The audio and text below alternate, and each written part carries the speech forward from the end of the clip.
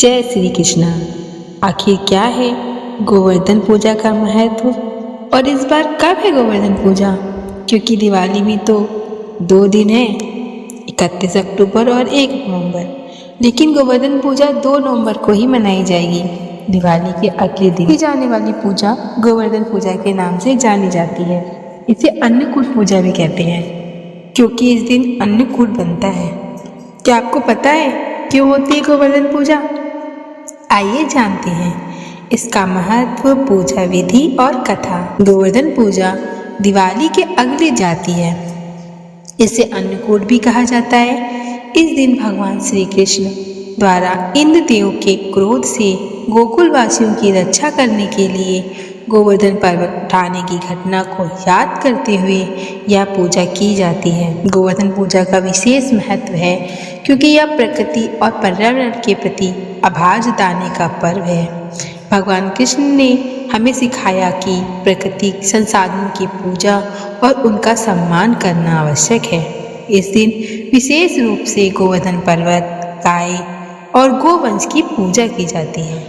इसे अन्नकूट पर्वत भी कहते हैं क्योंकि इस दिन अन्न और अन्य पकवानों का भोग लगाकर भगवान को धन्यवाद दिया जाता है।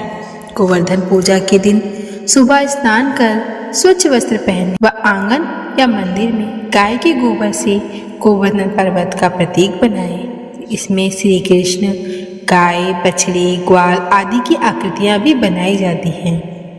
फिर इसकी पूजा दीप जलाकर अगरबत्ती, धूप, जल, दूध, दही, घी, शहद, मिठाई, पान सुपारी और चावल आदि सामग्री अर्पित करें। श्री कृष्ण की मूर्ति को पंचामृत और गंगा जल से स्नान कराएं।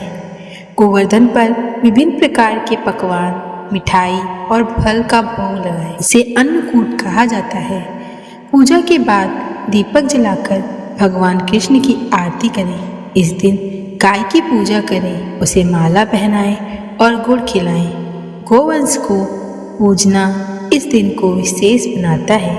आइए अब इसकी कथा जानते हैं। जब गोकुल वासियों ने इंद्रदेव की पूजा करने की तैयारी की तो बाल कृष्ण ने उन्हें गोवर्धन पर्वत की पूजा करने के लिए प्रेरित किया। उन्होंने कहा कि गोवर्धन पर्वत और हमारी गाय हमें अनाज और धन प्रदान करती हैं, इसलिए इनकी पूजा करनी चाहिए। गोकुल वासियों ने कृष्ण की बात मानी और इंद्र की पूजा बंद कर गोवर्धन पर्वत की पूजा की। इससे इंद्र क्रोधित हुए और गोकुल में मूसलाधार बारिश करने लगे।